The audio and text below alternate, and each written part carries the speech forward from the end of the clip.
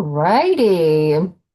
Hi and welcome. I'm Jessica Glass, a doctoral candidate in the Department of Exercise, Health, and Sport Sciences at Pennsylvania Western University. My research focus is integrative and holistic health for military, their families, and really anyone because this information can benefit many. My emphasis is on non-pharmacological strategies to prevent and manage chronic musculoskeletal pain while promoting optimal physical and mental well-being. So to help me with this today, I will be speaking with Veronica Nelson, a recently retired Director of Fitness, Health Promotion Programs, and an Army veteran. I'm biased here because, like myself, we're representing our female soldiers. Whoop, whoop. She is joining us all the way over from Spain. I've seen the pictures, so beautiful. I need to visit. So, thank you for your service in and out of the military and for joining me today. We may have a little bit of a lag because, like I said, she is all the way over in Spain, but she made it. We made it. We're doing this. So I've shared a brief introduction, but could you take it away and tell us a little bit more about your background and experiences from serving in the military to working with the military? Sure. So I was born into the military. I have, for the most part, spent every day of my life since birth around immersed in participating in some sort of military environment, lifestyle, whatever. Born into the Army with my father was a chopper pilot. That inspired me as I grew up to watching what the Army folks did. And then when he retired, we continued to move and work around different military groups. I've been on Navy bases, I've been on Marine Corps bases, and all it did was demonstrate to me that there is great value in working with these groups and individuals. And I wanted to be a part of that. I didn't really know in what way at first, but as I progressed and went to college, first University of South Carolina, and then University of East Carolina University in North Carolina, I realized that I wanted to work in fitness because it was an up and coming sort of topic at the time. It wasn't as prevalent and common to have personal trainers and strength and conditioning coaches and such in the military.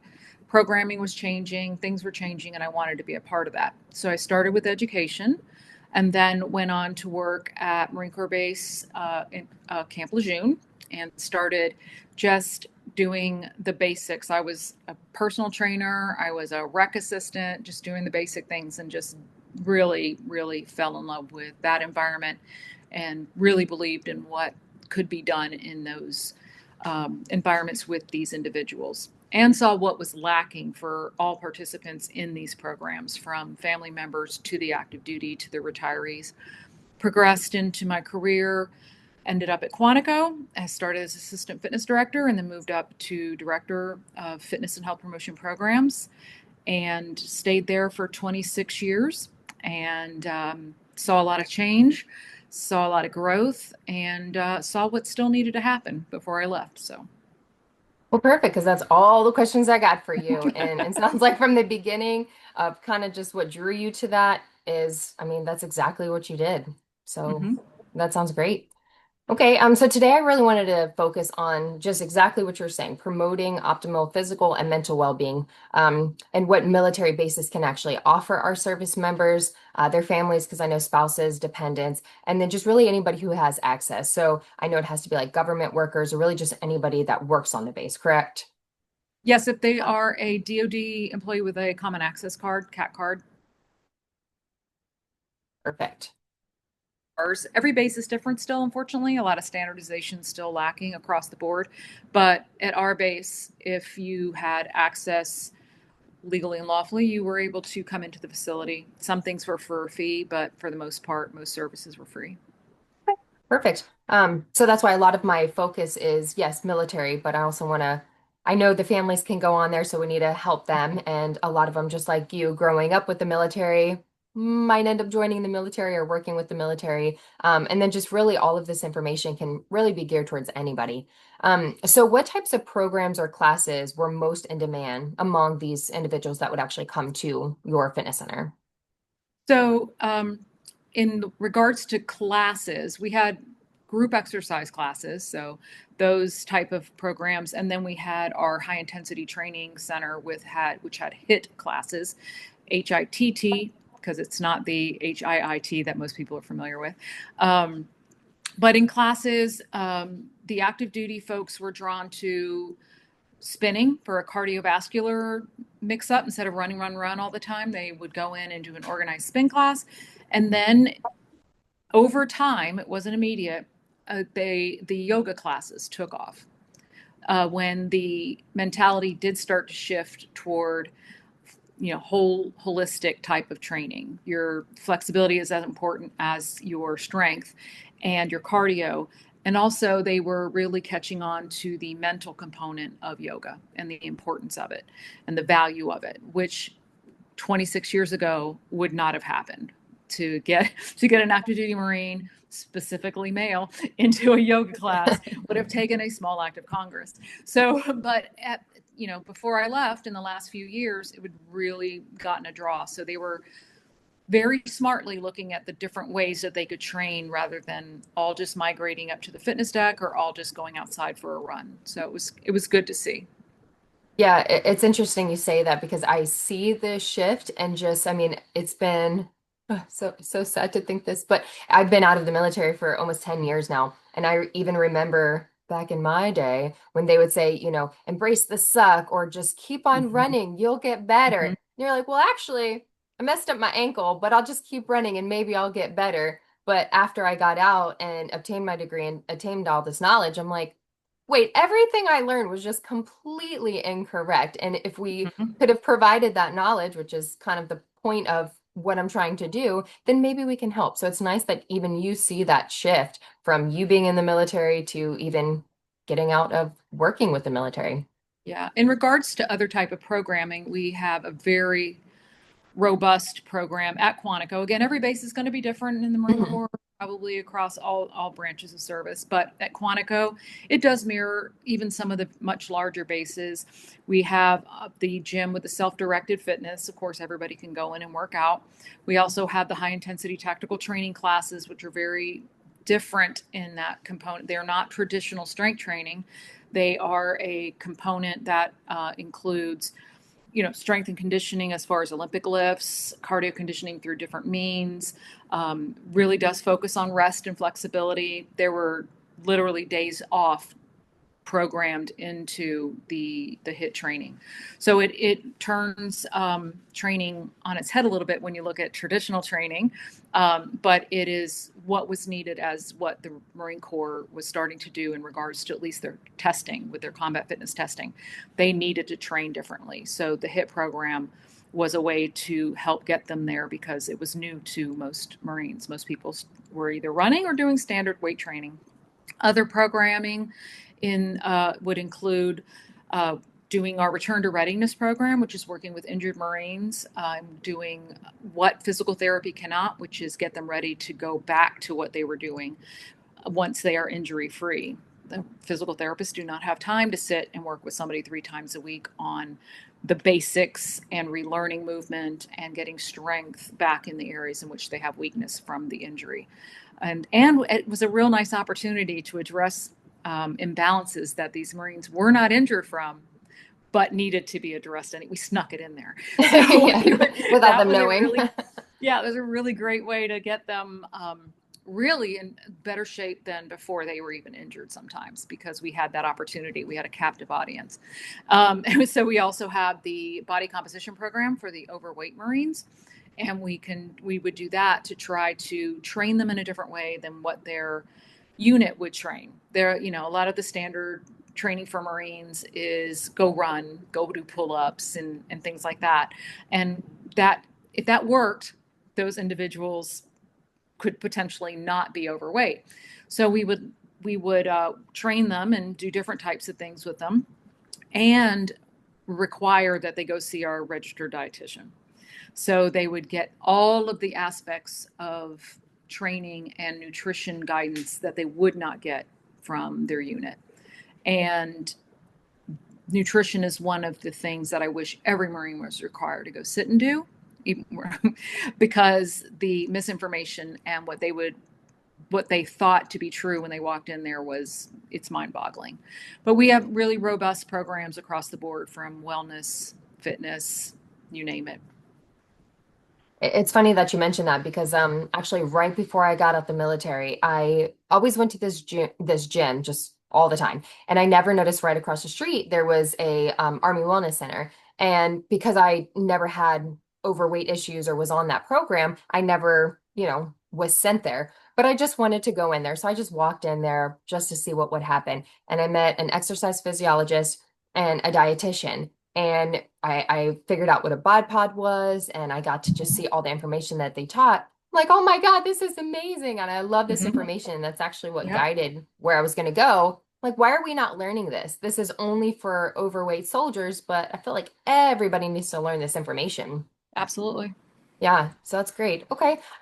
So are there anything that wasn't as popular, kind of what we're referring to, but you would recommend? Well, HIT was not as popular as we would have hoped.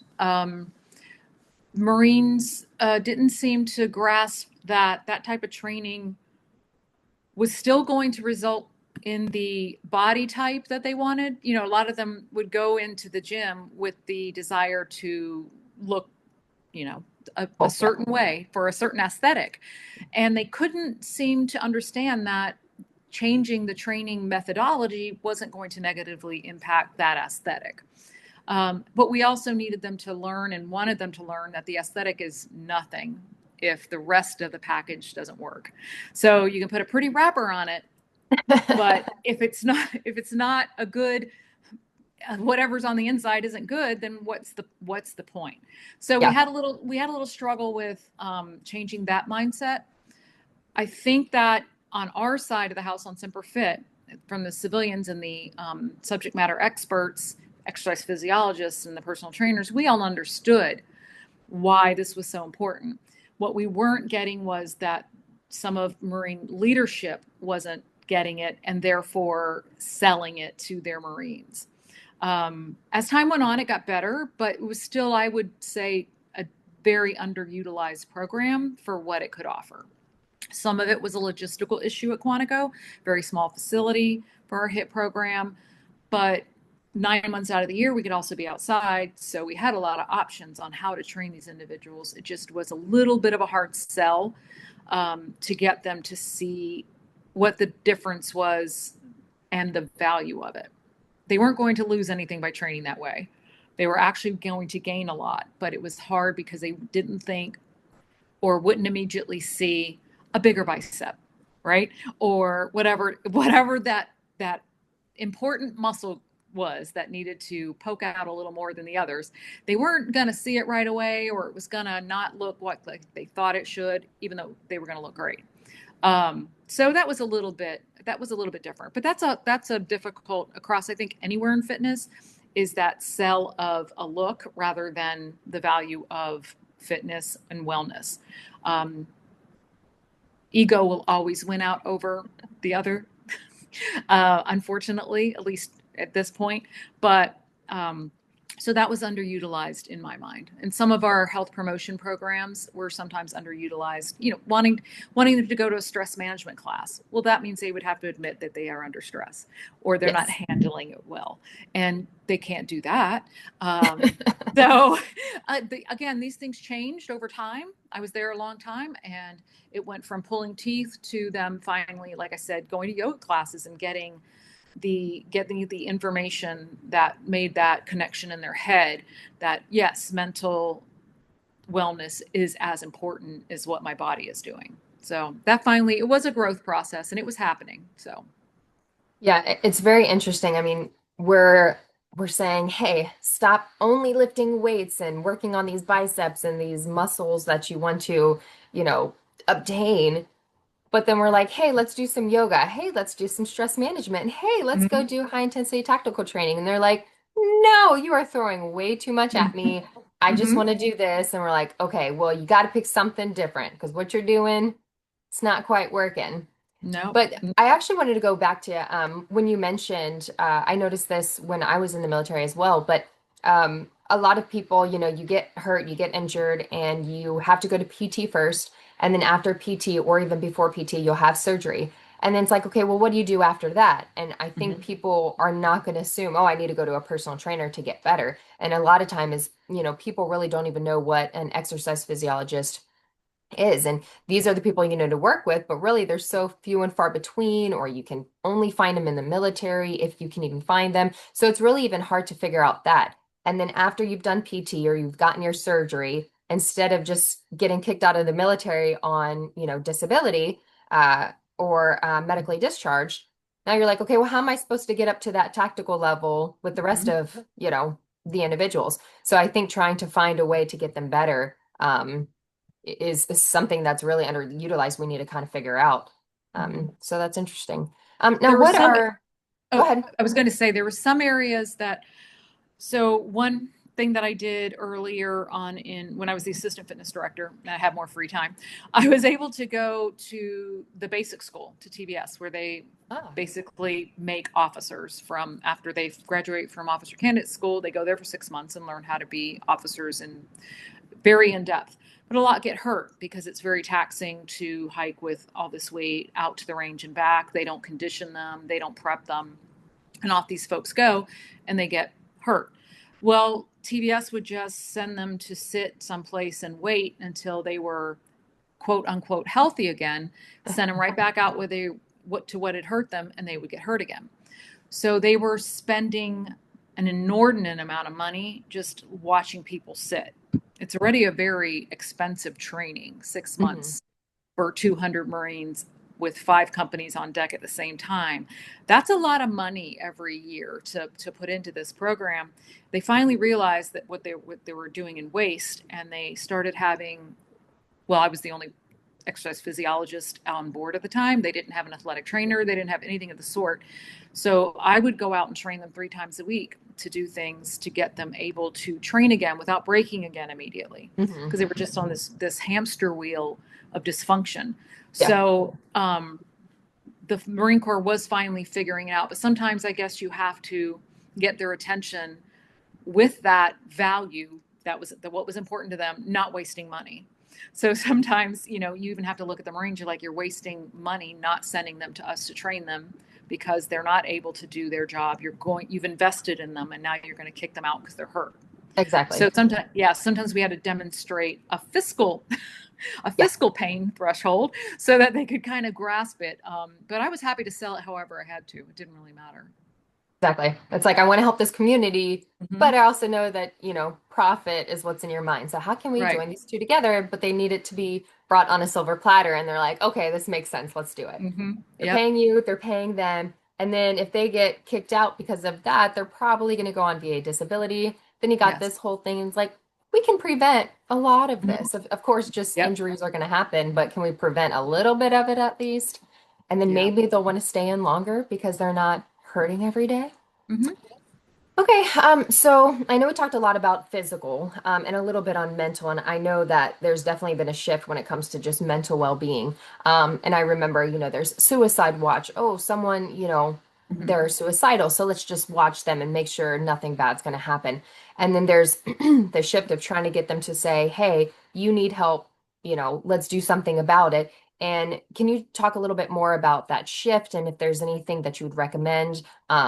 That we can kind of put into place to either change the shift or just like you said, the stress management, other ways that we can kind of get people to look at it differently without just saying mental health and suicide watch.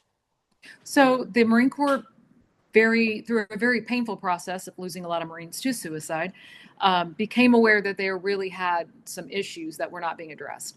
Of course, there's the stigma of talking about it. So yes, Marine Corps Community Services, the agency that employed me, had multiple avenues, resources for Marines to go talk to somebody. It could be family advocacy. It could have been, I can't remember their name at this moment, but there were other individuals embedded in the units that didn't even take notes, but they had an office there and you could walk in and talk to them, and they could, you know, talk to you and send either give you counseling or send you in the right direction, and get you the right help. But the problem is the stigma. Yeah. So they would have to walk into an office that everybody around them knows is for someone associated with a mental health, like going to CSAC for the the alcohol and substance abuse counseling. Nobody wants to walk in that building. they know they need help and they want to get help, but nobody wants to walk in that building.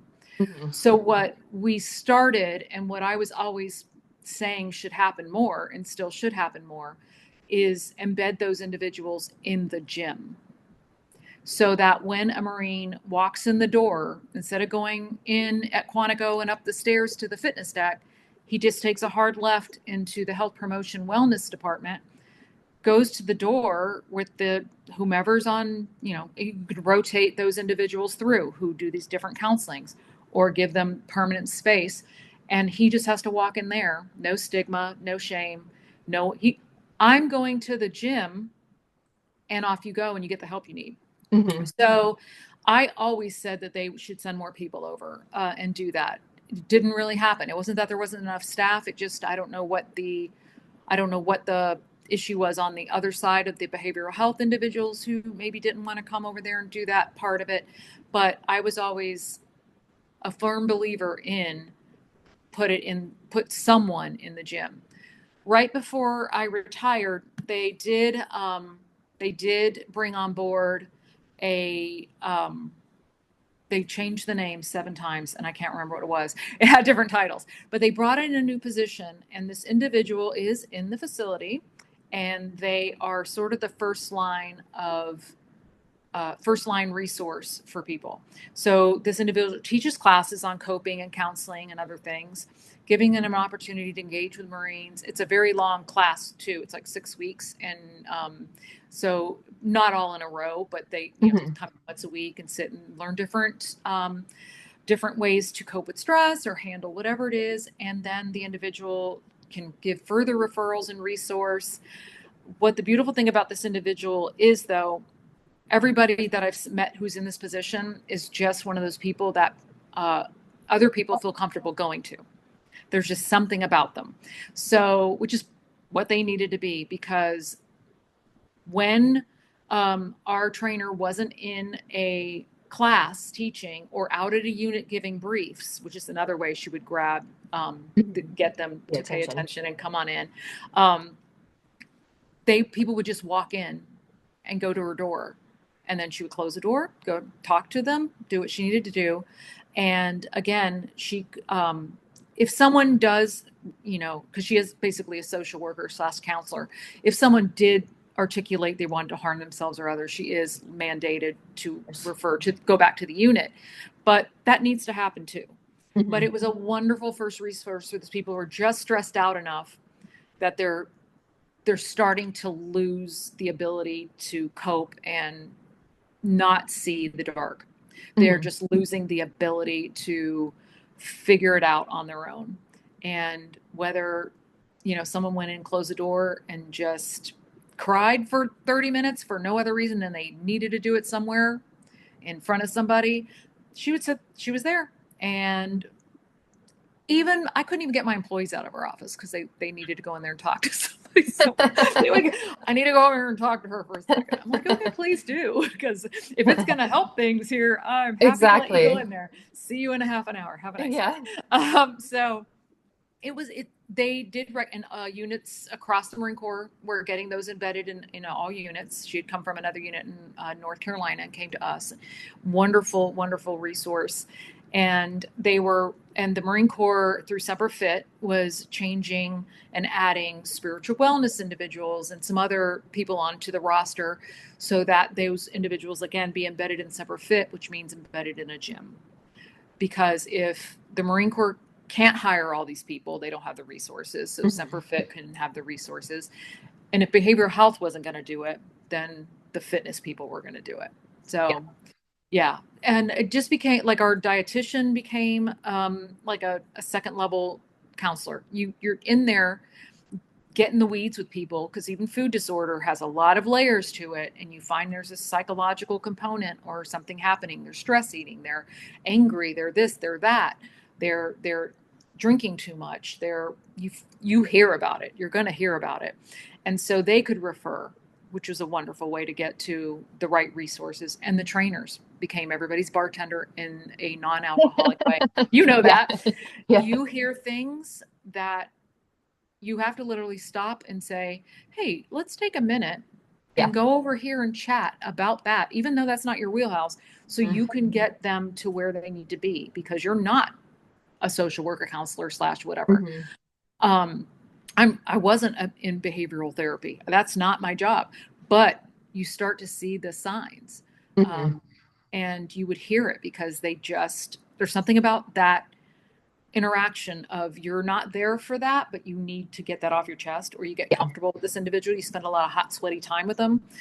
They're making you miserable, but somehow you bond, you Yeah. know? So Yeah. we were a resource and an opportunity that didn't always get used, but we knew that we needed to do it. Whether it was mandated or not, we were like, we're going to do this because it's just how it works out. And there was no way to separate it. Your body and your mind are not two separate entities. And you can train all day long, but if your brain's not cooperating, you don't get Mhm. the results you want. You don't sleep how you're supposed to. It's a never-ending cycle.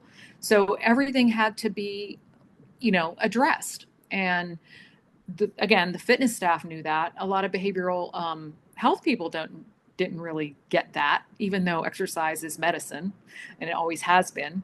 Um, so that was a big shift, and the Marine Corps and Semperfit was kind of forcing the issue to get Mhm. behavioral health and fitness to work together. We were always for it. There was just a little hesitation from the behavioral health side. Not sure why, but it was coming around, and I think that was critical.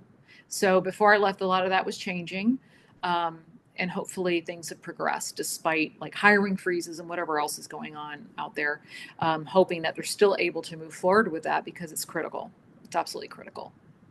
Yeah, I think that's why a lot of it is I always say physical and mental well-being because you Hmm. can look at physical of, we're always working out, but there's also little tweaks we can do here and there. And then you have the mental aspect where I don't like saying mental health. I like saying Right. mental well-being because when you say mental Right. health, there's such a Hmm. stigma with Yeah. suicide prevention. And yes, we definitely want that. But I think a lot of people, it's like if you can prevent that before it even gets that far, then that alone is going to help. But then Yeah. if they get, over that little spectrum and they do need the professional help, then great. But there's such a stigma and, Hmm.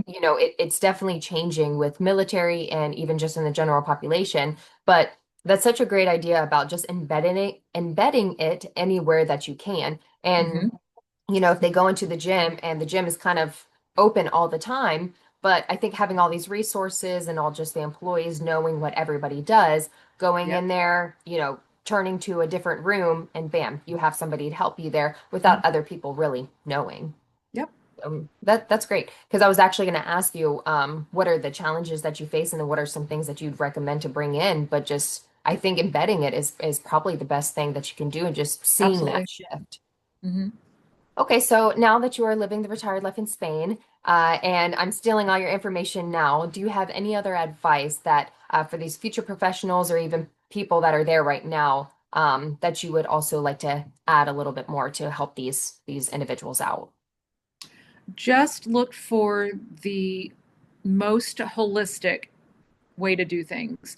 Um, Somebody somewhere has probably invented the wheel. The Army was ahead when they did their H2F. The Air Force was ahead with some of their centers that they had because I knew they stole two exercise physiologists from me, and they're working for the Air Force.